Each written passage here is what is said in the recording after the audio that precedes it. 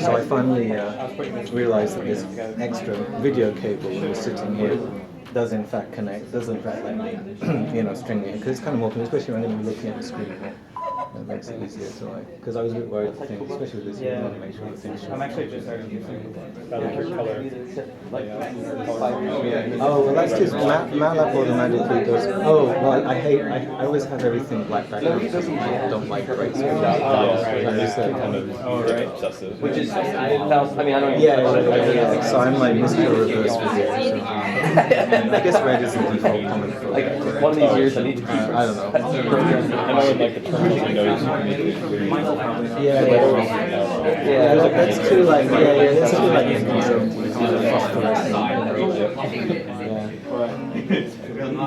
and if you really want to make it more good, you could have a transparent.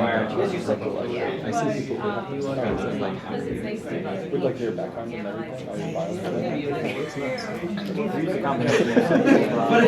We also have fMRI, toolbox, but depending on the design, design 12 seconds of stimulus, 12 seconds of nothing.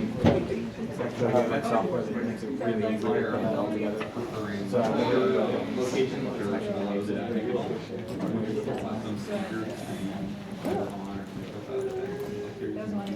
Once you do that, you can even do stuff.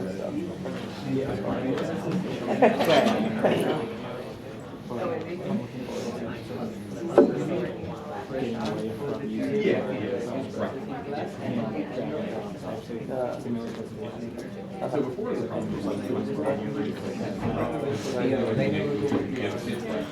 so it's updating, categorization, and then it's updating. Well, no, I'm finding everything so far. I'm trying to make the class kind of work for my salon already, and I'm not really certain if I'm doing that. It's a little like I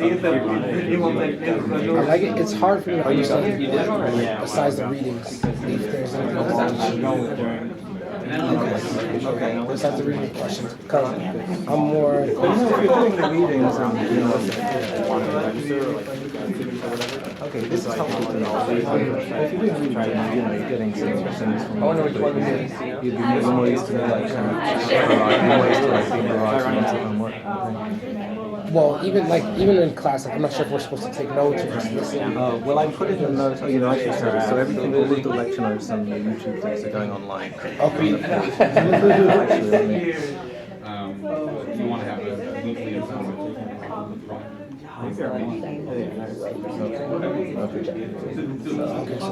Yeah, it's just like that's the only thing. I'm just not sure. Yeah, so I would say don't worry about taking it. Concentrate more on trying to like. But that's a good point. Hi everyone. Hey, thanks for coming. So I was just chatting, and a very important thing was pointed out to me, which is that I've been putting the PowerPoint and YouTube links, although I haven't put up the latest one yet, up on the Piazza website, but I neglected to mention the important fact that I'm putting these things up on the website. So if you go to the Piazza website, like this bit, resources, then just above the readings actually is like the PowerPoints and the video of the lectures. So the consequence of this, and this was very useful feedback, thank you. Consequence of this is don't worry about, transcribing stuff as it's being written down. Worry more about, mentally digesting it and asking questions and that kind of thing. Because no transcription required. It's all gonna be online, and I should have emailed that already. So today's class is a little bit different. So last week's class was going into more kind of conceptual, maybe even excessively conceptual, depending on your taste questions. What is a representation? How might one look at such a thing? We're going to have more of that because this is cognitive neuroscience. You can't walk 5 yards without running into conceptual question, and that to me that's one of the nice things about the field. But there's also much more kind of nuts and bolts stuff, which in my kind of overused metaphor is this is like learning to play the scales with a view to learning to play music. And so today is going to be more about learning to play the scales, and it really aims to have two goals. One is for those of you who are not very familiar with, which I think would be most of you, the mechanics of what is a hemodynamic response function, which we've kind of looked at a little bit but not really played with. What happens when they overlap with each other? Why is this useful for making estimates in fMRI? How do you put them together to do a kind of standard fMRI analysis, or at least the kind of key innards of a standard fMRI analysis, and how might one build, and then on a slightly different tack but related, how might one build the kind of classifier that we looked at in this toy example of like sumo wrestlers and basketball players. So that's the kind of stuff we're going to look at today. And so this is more nuts and boltsy, and as a kind of side effect, which again will be familiar to some of you but more novel to others of you, we're going to be doing this all in Matlab, which means that you can actually kind of mess around with the stuff. You can say, if I want to see, how the different hemodynamic response functions overlap with each other, I can just go and change the onsets, and in fact we're going to do a little bit of that, and see how they overlap with each other. And I personally find that being able to kind of actually implement and mess around with something is, for me, a useful way of understanding it. I hope so for you as well. And on Thursday, so today I'm just going to be kind of showing this on the projector more, but on Thursday in the computer lab, for which you're also very welcome to bring your own laptop if you want. It's going to be basically you kind of just playing with these scripts yourself with Dan's expert guidance to like help you kind of address questions about A, how do you do something in Matlab, or B, what do these things actually mean? What am I doing with the hemodynamic response function? So you can kind of really explore it in a hands-on way in that. And I actually won't be here on Thursday because I've got to go to a workshop. So let's have a look a little bit. And so this one, so I sent out the links to those, just out of curiosity, and there's no obligation for you actually to have done this yet. Did any of you just kind of download these offline and mess around with them yourselves a little bit beforehand? Or? Okay, that's fine, because that's what Thursday's class is going to be a chance for. Oh, and on a related note of stuff that may not have happened yet, thank you very much to those of you who've sent me your project ideas. The very interesting ones. They all deserve careful digestion on my part and a proper reply, which will be forthcoming. I'm pretty sure that not everybody has sent them yet, but so for those of you who haven't sent a project idea yet, what I really want to emphasize is this is meant to just be initial thoughts. This is not meant to be, here is my fully worked out and perfectly polished idea for a project, because there's really no reason whatsoever why you should have, or why necessarily even would be good to have at this stage a fully worked out and perfectly polished idea for a project. The idea is to just kind of bounce some ideas around, say, hey, I'm kind of thinking this, what about that? And it is meant to be a kind of ongoing learning experience. There's no expectation whatsoever, and I think it would be unreasonable to expect that right now you're going to say, here's my perfectly formed vision of what the class project is going to be. So I don't know, I haven't tallied up exactly who's sent and who hasn't sent yet, but I think there's a few people who haven't sent yet, and I'm guessing that may be part of the reason. So please do send them along. Don't worry at all about it being kind of vague at this point. This is really just meant to get the ball rolling, not to kind of reach the finish line.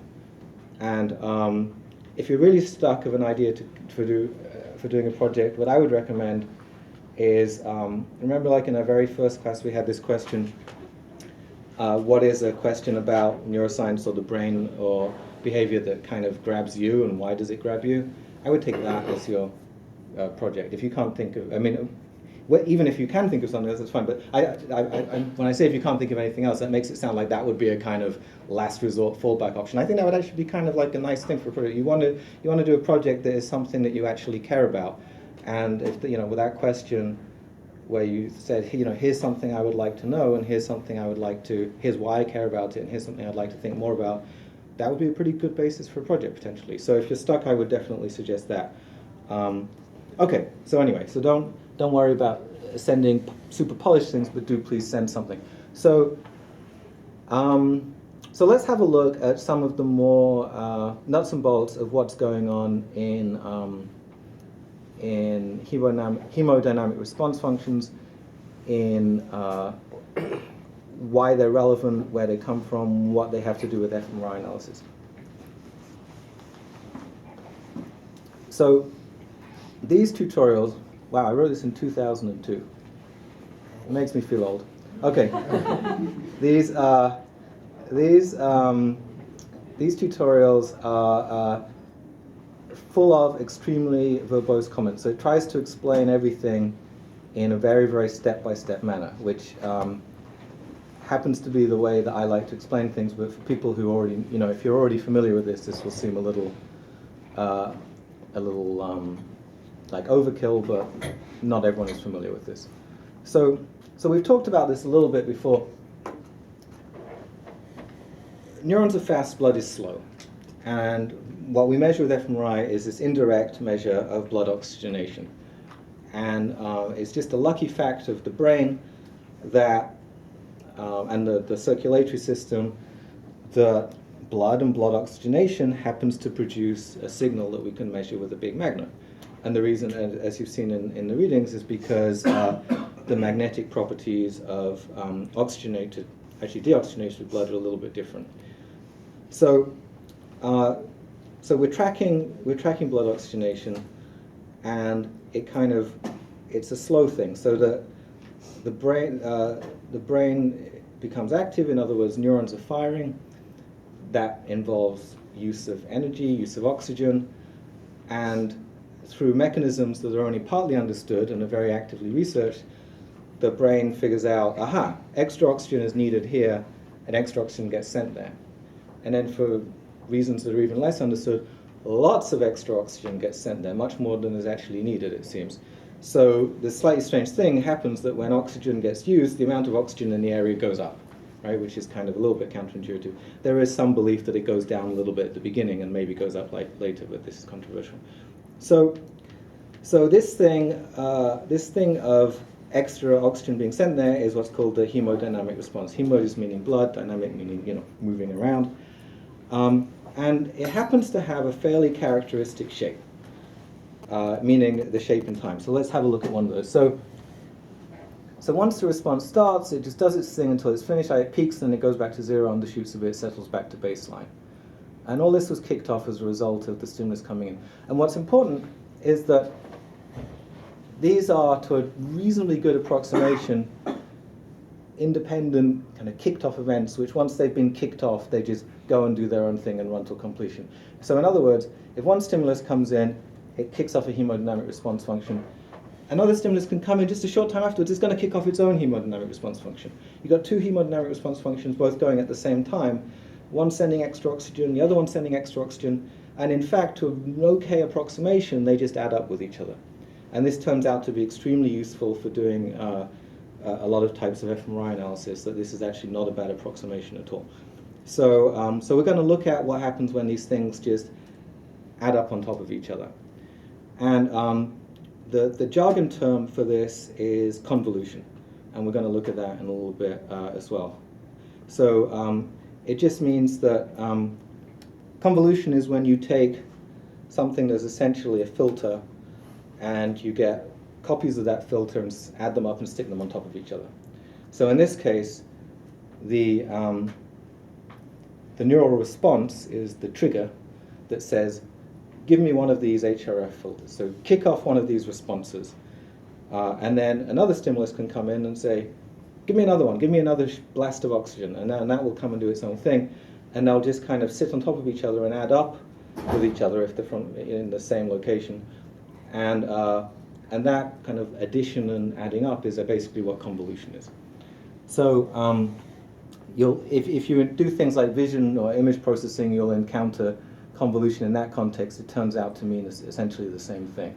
But here we're really doing convolution over time, and in things like vision, you'd be doing more convolution over space. So let's have a look at what one of these looks like. So the first thing we need is something to describe when our stimuli are. And the easiest way to do that, and in fact how it's typically done, is just to say at each time point we're either going to have 0 if there's no stimulus or 1 if there is a stimulus. So we're just going to have a row of numbers, which in the jargon term is a vector, and that's going to be our bunch of numbers saying when the stimuli are. So let's have a look at that. Okay, we'll skip through some of this. You can read through this in your own time. So first of all, let's look at what the shape of a hemodynamic response function looks like. These are not actually exactly real numbers, but these are more or less right. So for those of you, I know that we all messed with Matlab a little bit in the first computer practical, but just for those of you who are not really used to running Matlab things, there's kind of at least a couple of different ways in which you can run this. One is you can just go into the command line and just type in HRF tutorial, and it will just run the whole thing, and lots of pictures will all flash up. But that doesn't really walk you through it in a step-by-step way.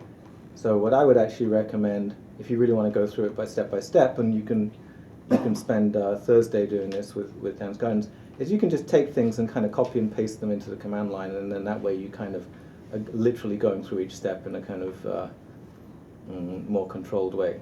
So I'm just going to copy this HRF bit, go into my command line.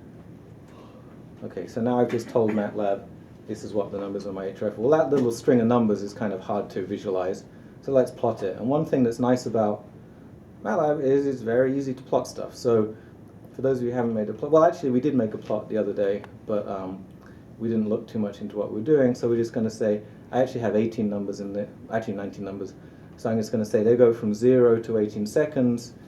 I'm going to open a figure window, and I'm going to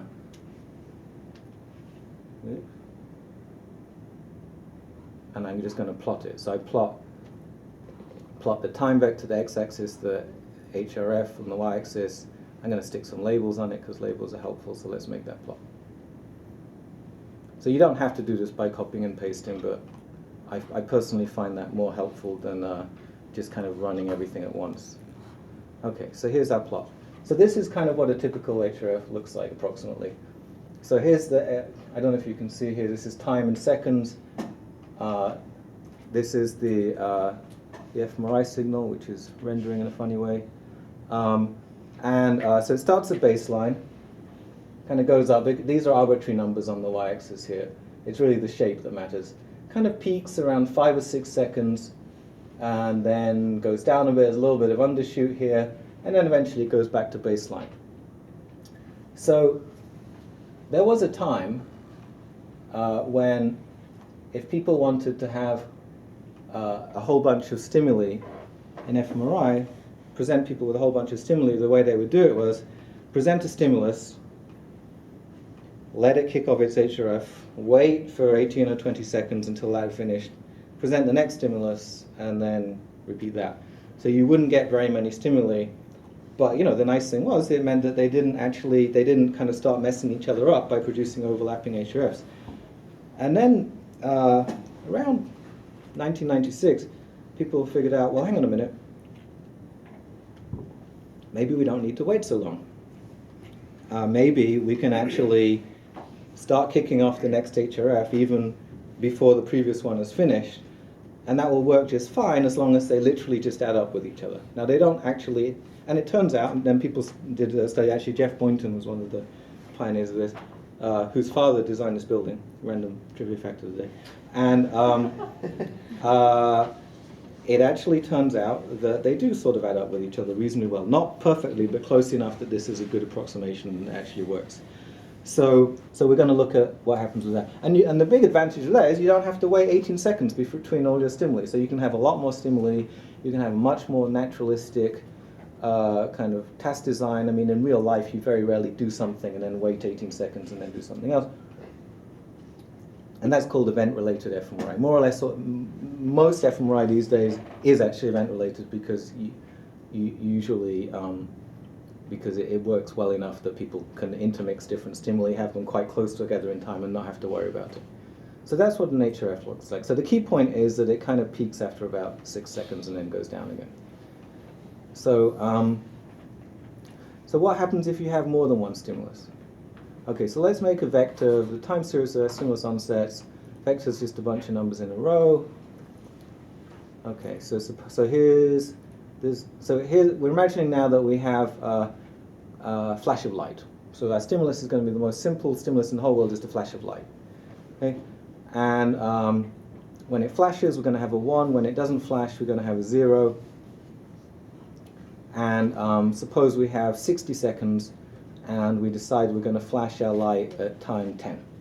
Okay, so it's going to be like 9 zeros and then a 1, because it's like happens at the 10th thing, and then 50 more zeros. So that's going to be our simplest possible stimulus time course.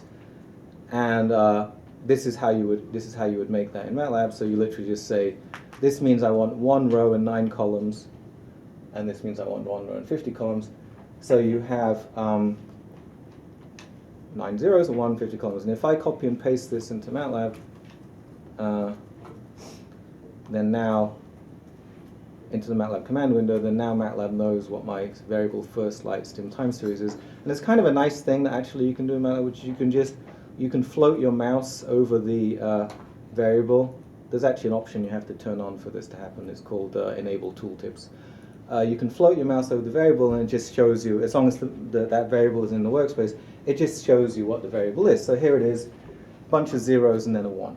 So this is the simplest possible way of encoding the fact that I got that at time 10 seconds, this thing happens, namely I flash a light.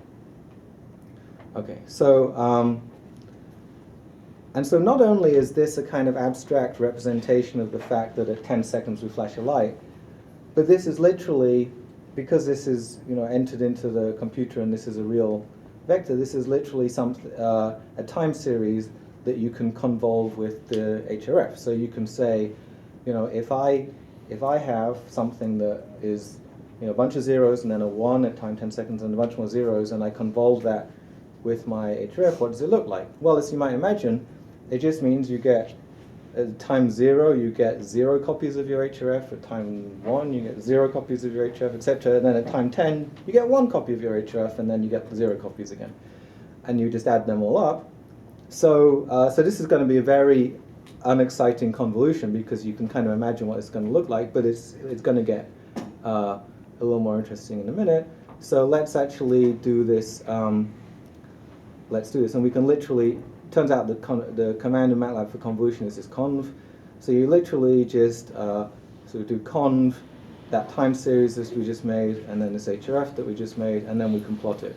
And I'm a personal believer in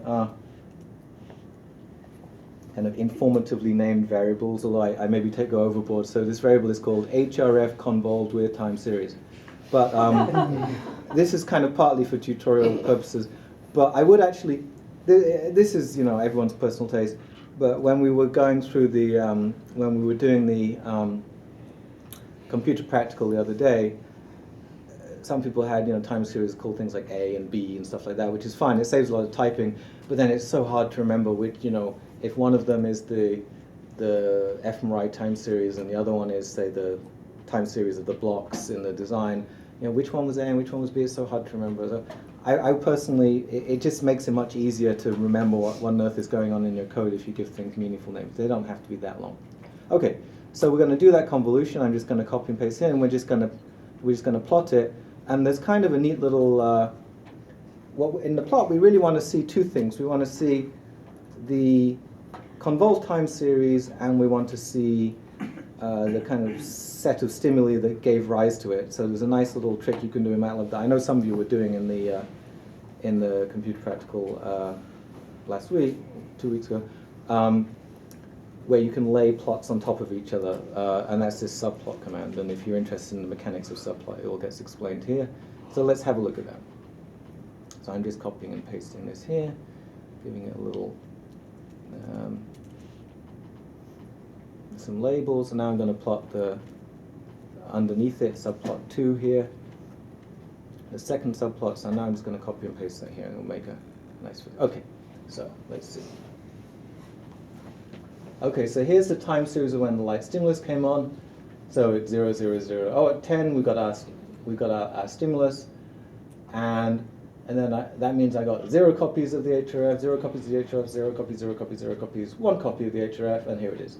Okay, and then 0 copies. So, so in the most predictable possible way, if you were to have one stimulus kicking off one HRF, it looks like that. Okay, so that's the groundwork now for seeing how different HRFs kind of could sit on top of each other. So let's get rid of that one. Okay, here's some more stuff just about how plotting in Matlab works. So let's put on a second stimulus. Let's turn on another light, but let's have it at time 30. So here again, we've got 29 zeros, and then a 1 at time 30, and then 30 zeros, because I'm just keeping it of length 60. I'm imagining we've got like a 1 minute long scan here. And what we really care about is the fact not just that we've got this one time series with one light and another one with another light, we really want both of them together. So let's add them up. And so now we're going to have this thing with 2 ones. And then we can convolve that. In fact,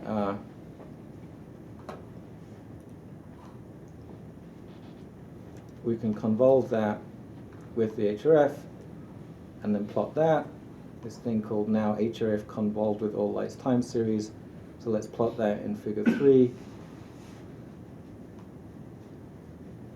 Plotting, kind of interactively plotting stuff and looking at it is a good way to understand data, in my opinion. Okay, so here's what that looks like. Okay, so this is all pretty predictable so far. So this is kind of what like a pre-1996 fMRI study would look like. Show a stimulus, let the HRF get kicked off, it kind of goes up, peaks around 6 seconds, undershoots a bit, comes back to baseline. Oh, okay, now it's finally come back to baseline. Okay, now we can show our next stimulus, and you get another one. Okay, so no overlap here. There's not even an overlap with the little kind of undershooty bit here. So all nice and simple. So you could imagine, okay, that suppose you record. Let me raise this up a bit. Suppose you record a voxel that, with a bit of noise on top looks kind of like this. You would say, aha, I think I know what was going on in this voxel. It looks like it responded to one stimulus here and another stimulus here. Okay, so this is kind of the simplest possible convolved HRF time series. So this thing here, where you take your stimuli, convolve with the HRF, that's basically your idealized version of the signal that you would expect to come out of the MRI machine. Now, as we saw when we looked at real MRI data in the computer patch called the Haskell data, it ain't going to look nearly as clean as this. There's going to be, lots of noise, and there'll probably be some kind of drift on it, where instead of it kind of all having a nice flat baseline, it's probably going to be on some kind of weird slope. We can get rid of the drift and get rid of some of the noise, but this isn't an idealized case as what you would expect to come out. So this, if you like, is your predicted voxel time course response given these stimuli. If the voxel is in a part of the brain that likes these stimuli, that responds to these stimuli. Okay. So so now the key point here is what happens if they're a little bit closer together. So that's nice and easy if they're completely separate, but what if they overlap a bit? So now we're going to have one light happening at time 10, and instead the second light happening at time 16. Remember I said that they take about 6 seconds to peak, so this second one's going to kind of hit the peak of the other one. So let's do that. I'm just going to copy and paste that in here. Okay. And then we can convolve with this. So this is what this new time series looks like.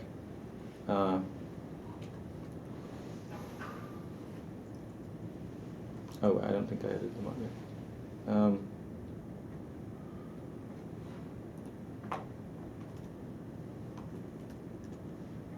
yet. Okay, so let's plot this.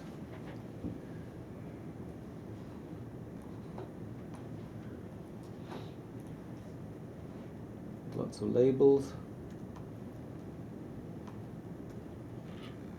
Okay, so I got one light here that happens at time 10. It doesn't have to be a light. It could be any type of stimulus. Any stimulus that kicks off that your particular part of your brain that you're recording from is sensitive to. So if you're recording, say, from visual cortex, it would be a light. If you're recording from auditory cortex, it would be a sound. But I'm just calling it a light to kind of fix ideas. So got one stimulus here, another stimulus here. this blue line is the HRF that's kicked off by the first stimulus. This purple line is the HRF that's kicked off by the second stimulus, and this red line is what happens when you add those together. And you can kind of sort of see that this is that added together. And if you look just a little bit, you see how this second peak, I don't know if you can see this, the second peak is a little bit lower than this first peak, and that's because the second peak is kind of sitting on top of the undershoot here from the first one. So here's a couple of ifs, which turn out to be reasonably close to the truth, close enough that it works. If it were the case that this first stimulus kicked off a particular HRF, and this second stimulus kicked off an identical HRF, and those HRFs just totally added up with each other in the most linear possible way, then the predicted response of a voxel that was responding equally to both of these lights would look kind of like this. It would kind of go up a bit and then down a bit. And there was no particular reason why the brain should be obliging enough to make its hemodynamic response functions just linearly summate and just sit on top of each other. But luckily for us, it almost does. It's close enough that it works. Okay? It's not perfectly linear. Now, here's a simple, and this is something which I would actually recommend you playing around a bit on Thursday. So now, if you go through the Matlab, you'll be able to see how, just as we decided to stick one stimulus at time 10 and one at time 16, you could say, hey, I'm going to stick another one at, 13, I'm going to stick another one at whenever. Okay, if the brain was completely perfectly linear, then you could flash, say you could flash a light 100 times in 1 second. You flash a light every 10 milliseconds. Then in a perfectly linear brain response, every single one of those would kick off an HRF, and every single one of those 100 HRFs would add up on top of each other, and the blood vessel would just burst, right? There would be so much blood going through there. Okay, so you can see that obviously there is not linearity, but it's close enough, especially if you don't kind of push it too hard. Okay, and people have done lots of studies on this. So if you have stimuli, a couple of seconds apart, it's kind of okay. You haven't reached this kind of saturation point. But if you have stimuli, 1/4 of a second apart, then they're not going to add up as cleanly because you're just trying to pump. If it really was linear, you'd be trying to pump too much oxygenated blood through too little a space and too little time. Okay, so but this idea of overlap of linear addition of HRFs is kind of fundamental to how kind of standard fMRI analysis works. If you couldn't do this, if this wasn't an okay-ish approximation to the truth, then you just would not be able to present stimuli, less than spread out like 18 seconds apart. And people really did used to present stimuli about 18, 20 seconds apart. And in fact, there are some circumstances in which you might still want to do that. But there's lots of disadvantages to that. The main disadvantage is you just don't get to present very many stimuli, so you have less averaging, and you're going to get more noise. And also, it's just a very unnatural setting. It's kind of boring for the subjects too. So, okay, so without flogging a dead horse too much, we can put in a third one. Let's just plot that.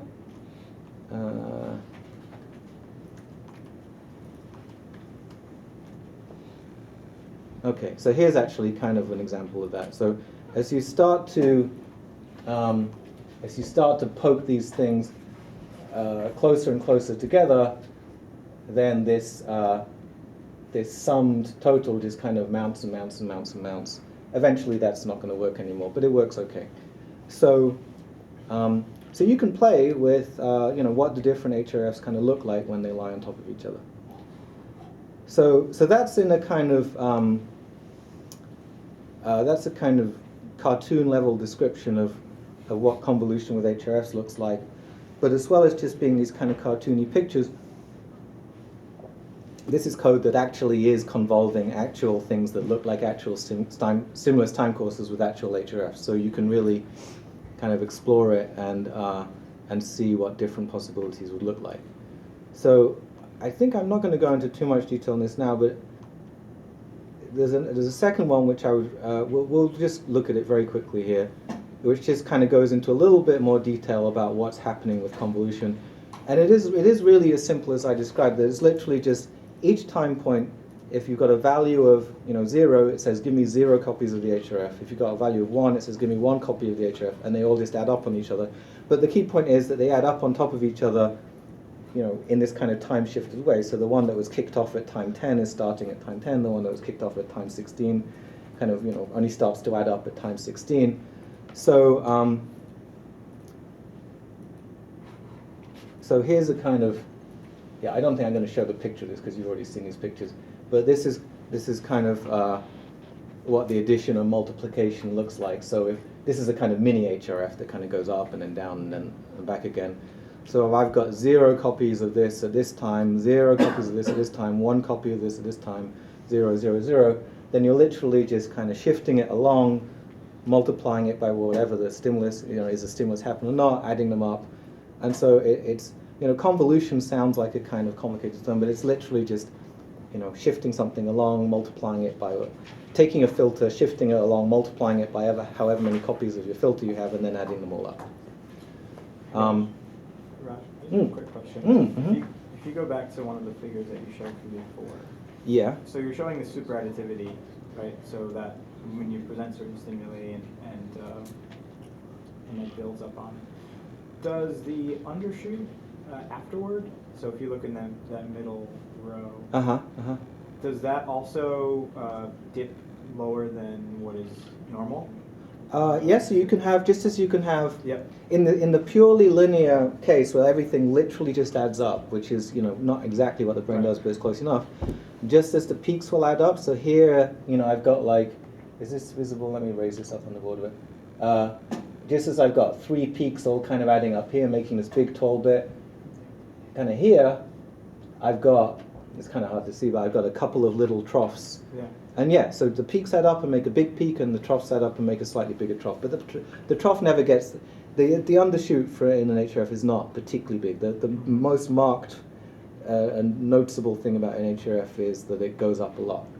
So this is basically, so it's like, hey, I'm some neurons, I'm firing right now, give me some oxygen. Oh, here's oxygen, here's lots of oxygen, here's way more oxygen than you might need.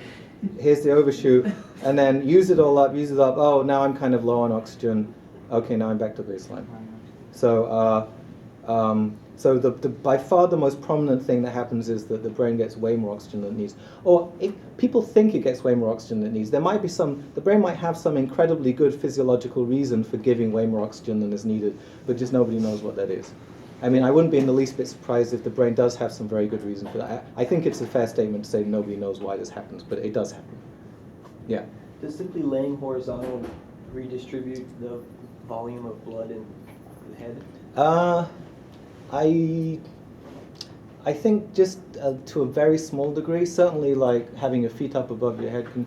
So, actually, one thing, if you're doing a scan, one thing that it's good to tell people before they get up is just kind of, like stretch your arms and legs a little bit before you get up, because it gets the circulation going a little bit, and you do, in fact, if you've been lying down very still for a long time, like you do in MRI, and you get up quickly, you can feel a bit dizzy, because you actually, your body is kind of, I guess, acclimatized to not having to pump against gravity to give. I'm probably giving a physiologically incorrect. If there's any, MDs in the audience, which I think there are actually, then give me a better description. But basically, when you're lying down, your body's not fighting against oxygen, against gravity to get the blood up here, and it's like, okay, this is great. And then when you suddenly sit up, now it does have to fight against gravity to get them up here, and so you can feel a bit dizzy. That is a factor. It's actually a similar reason why they give fighter pilots these special suits that kind of squeeze their legs, or if you're on a long flight, you can get these special socks. If you're old. You could get, or if you're pregnant, or there's various conditions. If you're a normal, healthy person, you don't really use it. But if you're a fighter pilot and you're in one of these fighter planes that are doing a tight corner at 3G, it's like you're in super gravity. And if you didn't have these special suits that squeezed your legs, then all the blood would, then people faint because the blood doesn't get up to their head enough. Yeah. So so the circulatory system is definitely not immune to gravity. The circulatory system is unbelievably important for healthy brain function. I once went to a talk by someone who does a lot of work on this kind of thing, and I asked him, what's the single most important thing for kind of healthy aging, and he said, have a good cardiovascular system, which is is good for you for lots of reasons, but one of the first things to really get affected if you have a bad cardiovascular system is your brain. You can have all these mini strokes, and it's nasty.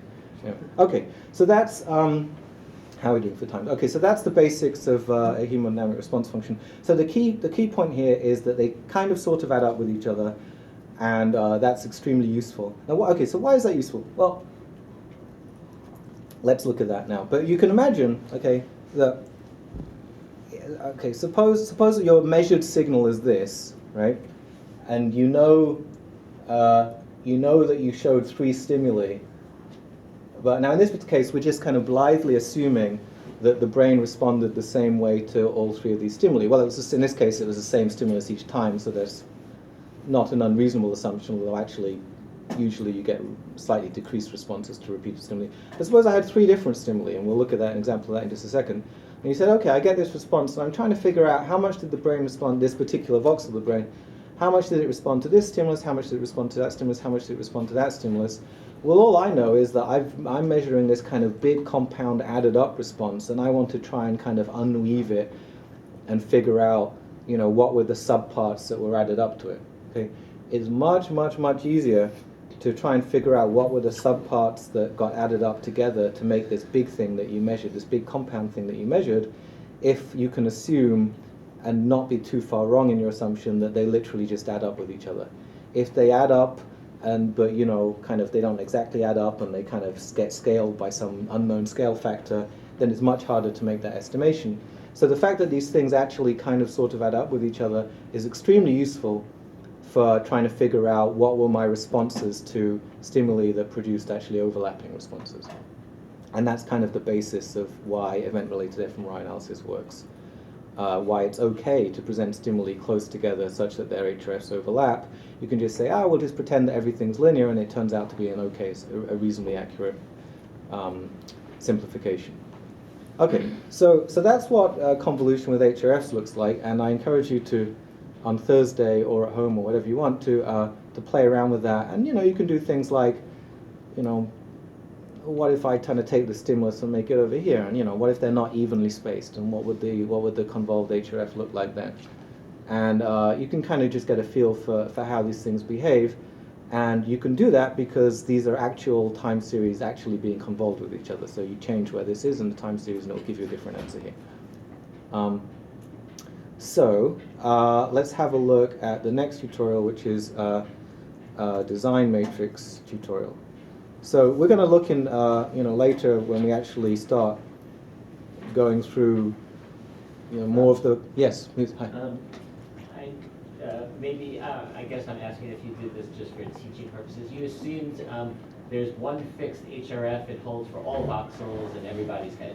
Very, very good question. So that's an excellent point. So that's partly for teaching purposes, but actually partly because that turns out to be an okay assumption. So there's a whole separate story about this as well. So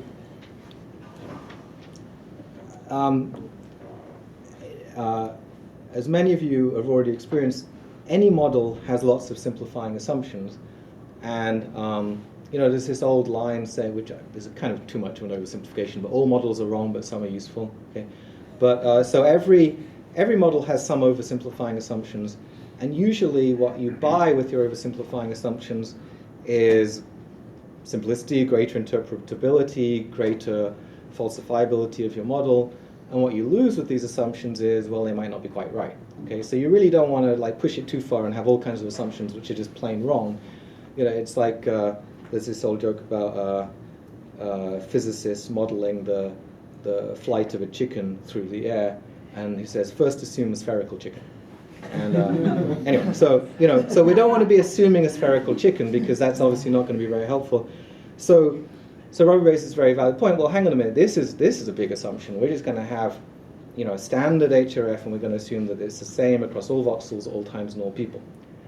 And there's been a lot of work on this exact question, and one of the main people who's worked on it is a cognitive neuroscientist at Berkeley called Mark Desposito and his group. But there's other people who've worked on it too. And essentially the question is, well, how about if instead you said, no, we're going to actually measure the HRF in each individual person and measure it in different parts of the brain, and instead of just kind of blithely assuming this canonical fixed standard HRF, we're going to use these hand-measured kind of person-specific, region-specific ones.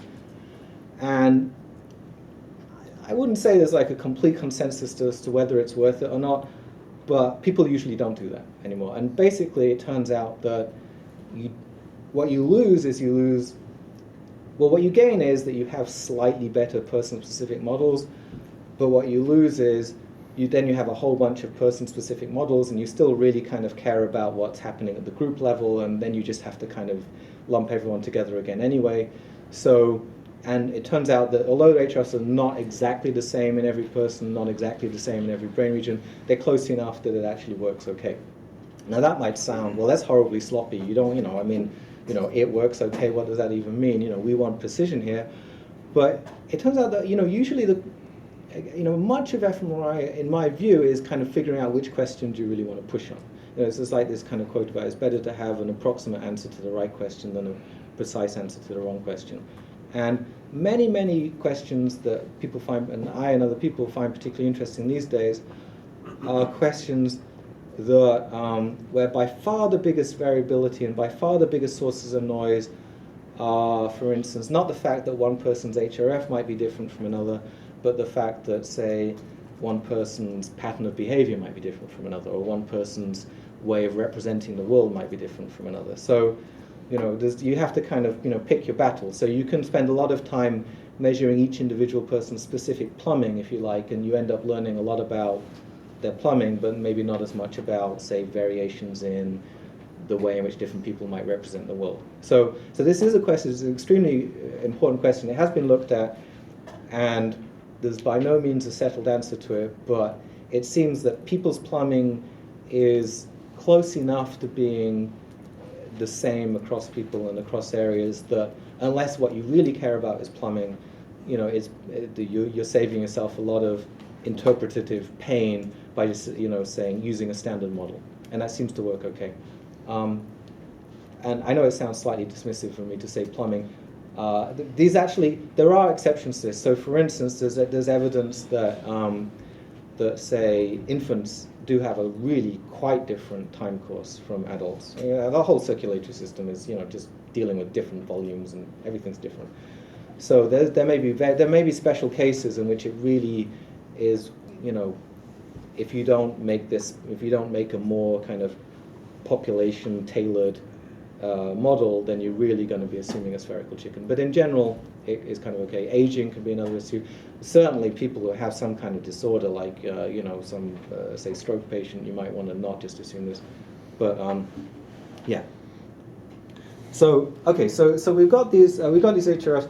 Now what do we do with them? So each